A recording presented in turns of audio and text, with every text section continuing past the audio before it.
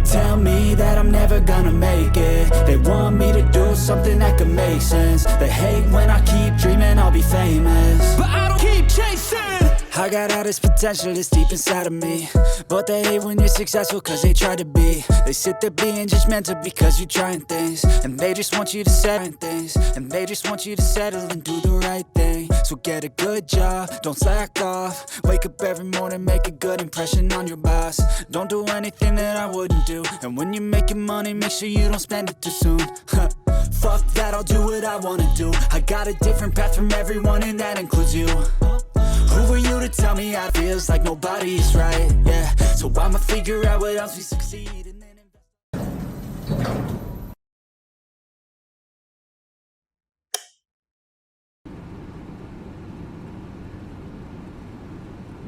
Guys, I've uploaded the reel.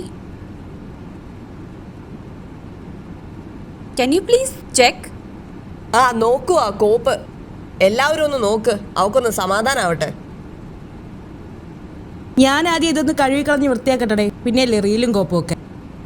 നാശം പിടിക്കാനായിട്ട് അവളുമാരുടെ ഒരു ട്രിപ്പ്. നടന്ന മനുഷ്യൻ്റെ ഊപ്പാട് ഒന്നിനോടൊക്കെ അപ്പളാണ് ഞാൻ പറഞ്ഞ ഒരു കാറ് വിളിക്കാന്ന്. ഏതവനാ?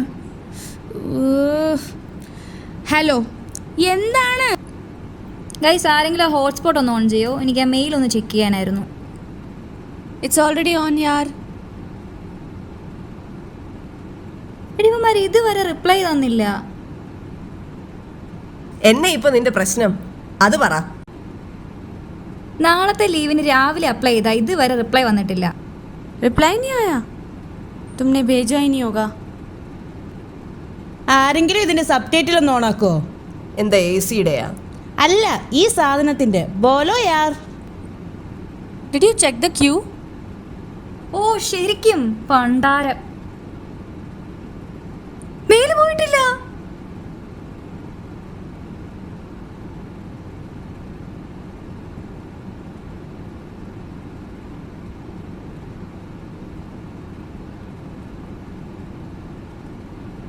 നാളെ അപ്പോൾ ഓഫീസിൽ പോകണമല്ലേ? ഞാനിങ്ങനെ പോവും. 10 ആയില്ലേടി, ഇനി ബസ് ഉണ്ടാവില്ലല്ലോ. ഞാൻ ക്യാബ് എടുത്തോളാം. Okay, bye. ഇത് കുത്തിയ ഉടനെ വരത്തൊന്നുമില്ല, 10 മിനിറ്റ് എടുക്കും. എൻ്റെ പൊന്നേ.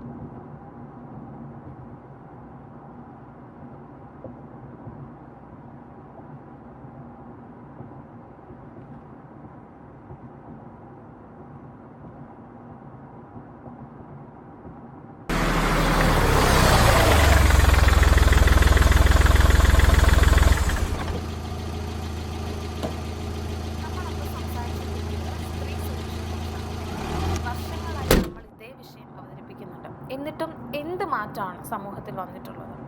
എന്തിന് കൂടുതൽ പറയും? ഇന്നലെ കൊല്ലത്ത് സംഭവിച്ചതൊരു ഉദാഹരണമല്ലേ. വളരെ സേഫായിട്ട് യാത്ര ചെയ്യാനായിരിക്കണമല്ലോ നമ്മൾ ക്യാബ് ബുക്ക് ചെയ്യുന്നത്. ആൻഡ് ഇന്നലെ ക്യാബിൽ യാത്ര ചെയ്ത ആ സ്ത്രീക്കുണ്ടായ ദുരനുഭവം നമ്മുടെ സമൂഹത്തിൻ്റെ അധപ്പതനം തന്നെയാണ് കാണിക്കുന്നത്. സ്ത്രീ സുരക്ഷയ്ക്ക് വേണ്ടി നിയമവ്യവസ്ഥയിൽ വന്നിട്ടുള്ളത് എന്ത് മാറ്റമാണ്? എല്ലാം ഒരു ചോദ്യചിഹ്നമായി എന്നും നമുക്ക് മുന്നിൽ നിൽക്കുകയാണ്.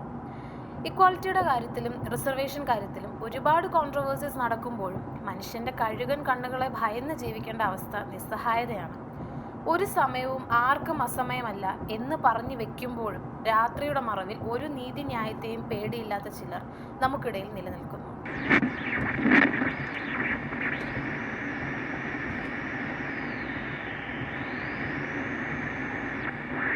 You're listening to 93.7 FM with me, RJ Neena.